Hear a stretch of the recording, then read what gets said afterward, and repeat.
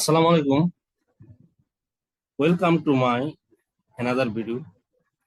Today's my video topic is how to write full and credit card number in Excel, MS Excel. In this video, you will learn how to write mobile numbers with country code in MS Excel, how to write credit card number in MS Excel, how to write bank account number in MS Excel, how to write ATM card number in MS Excel. Totally 3 methods I will share with you in this video. Please see the video begin to last, then I will be granted you learn something new about this topic. Let's go.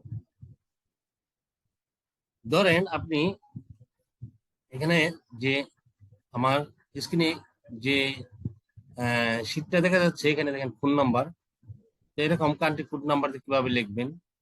তো সেটা ধরেন এখানে আমি যদি লিখি phone number 01758803038, দেখেন এখানে আমার আসছে।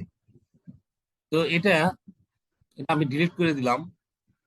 ডিলিট করে দেওয়ার পর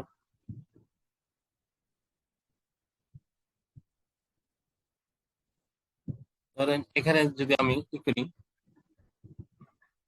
যে লিখি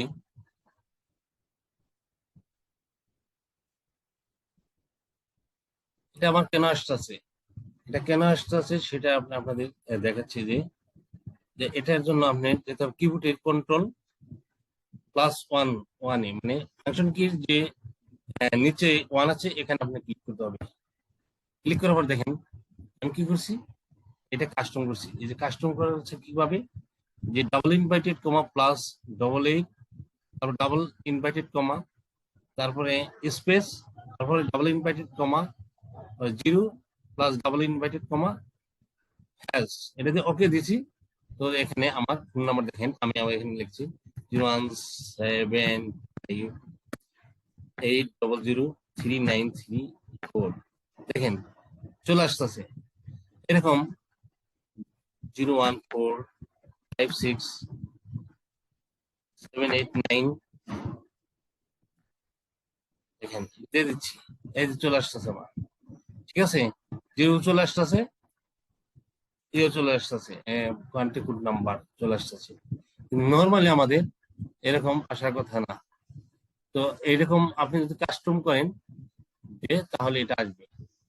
এখানে আমি এটা হলো আমার 1 নম্বর মেথড চলে গেল, যে কিভাবে ফোন নাম্বার লিখবেন, কান্ট্রি কোড +0 আসবে। এটা হলো নাম্বার ফরম্যাট থেকে। ধরেন এখানে আমি কি করছি, এই যে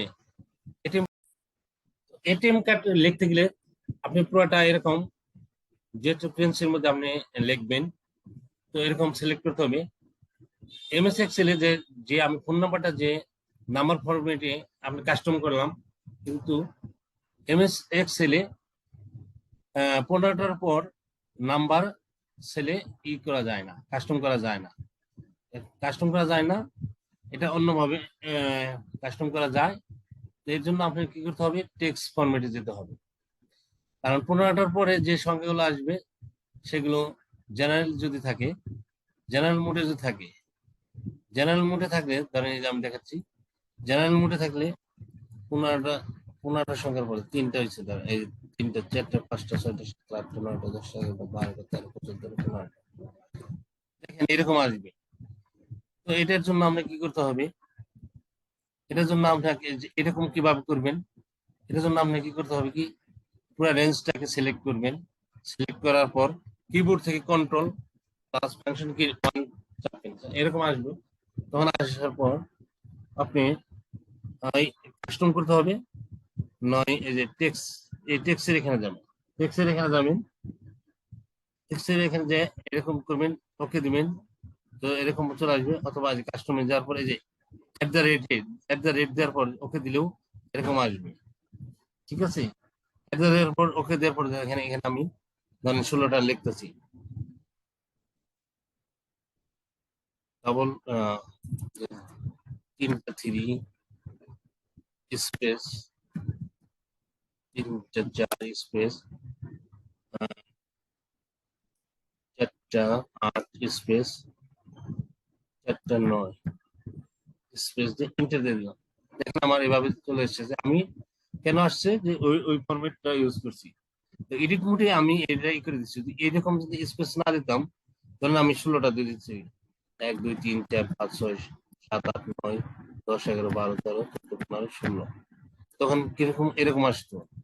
তো এটা এরকম যদি আসে তখন আপনাকে এডিট মোডে যেতে হবে। এডিট মোডে যে আপনি যে এরকম স্পেস দিয়ে দিবেন চারটে সংখ্যার পর পর।